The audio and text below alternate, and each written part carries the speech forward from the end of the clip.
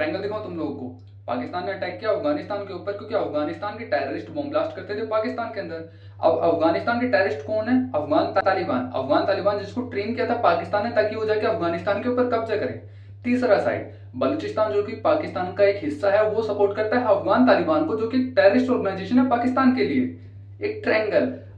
तो बेसिकली जो पाकिस्तान और अफगानिस्तान के बीच में जो अभी लड़ाई चल रही है उसका मेन रीजन है डूरंड लाइन। अब देखो डूरंड लाइन जिसको नहीं पता मैं बता देता हूँ। 1893 में जब ब्रिटिश इंडिया चलता था तब एक लाइन खींची गई थी बॉर्डर, जो कि एक ब्रिटिश इंडिया और अफगानिस्तान के बीच में था। ठीक है, उस टाइम ब्रिटिशर थे तो एक ब्रिटिश इंडिया और अफगानिस्तान के बीच में था। अब जैसे 1947 में इंडिया और पाकिस्तान अलग हुए तो पाकिस्तान ने उस डूरंड लाइन को थोड़ा एक्सटेंड कर दिया।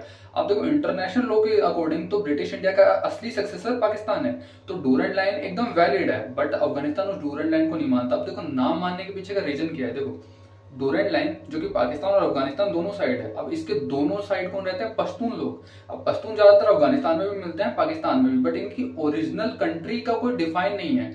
अफगानिस्तान ने यह भी बताया था और यूं भी बोला था कि अगर आपको चाहिए तो आप पश्तून की एक नई कंट्री बना दो जिसमें एक सिर्फ पश्तून रहेंगे, जहां पे बॉर्डर एक नई कंट्री के हिसाब से होगा। हम उस चीज के लिए भी एग्री करते हैं। बट पाकिस्तान का मेन प्रॉब्लम क्या आपको पता है? नीचे से बलूचिस्तान वाले कह रहे कि हमें नई कंट्री दो, ऊपर से पश्तून वाले कह रहे कि हमें नई कंट्री दो, पंजाब वाले अलग से कह रहे कि हमें नई कंट्री दो, सिंध वाले भी बोल रहे कि हमें नई कंट्री दो। तो एक पाकिस्तान कितनी नई कंट्री को अलाउ करेगा? इसलिए वो डूरंड लाइन को ही ऑफिशियल मानता है और पश्तून के लिए कोई इलाका ही नहीं छोड़ता। दूसरी बात, पाकिस्तान में भी बॉम्ब ब्लास्ट होते हैं। देखो ऐसी बात नहीं है कि पाकिस्तान में बॉम्ब ब्लास्ट नहीं होते, टेररिस्ट एक्टिविटी नहीं होती, होती है।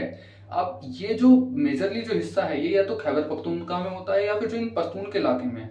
क्योंकि पश्तूनों का खुद का कहना है या तो आप उनको एक कंट्री दो या आप उनको अफगानिस्तान के साथ जुड़ने दो, बट इनके लिए दोनों के लिए कोई ऑप्शन नहीं है।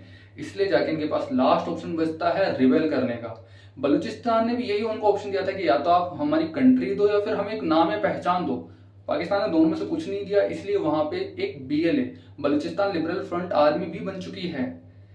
सो पाकिस्तान और अफगानिस्तान की लड़ाई तो ठीक है, बट जो इनका ट्रायंगल था आपको समझ में आया? वैसे मुझे तो समझ में नहीं आया, एक बार बताना। और अच्छा लगे तो एक बार सब्सक्राइब करना।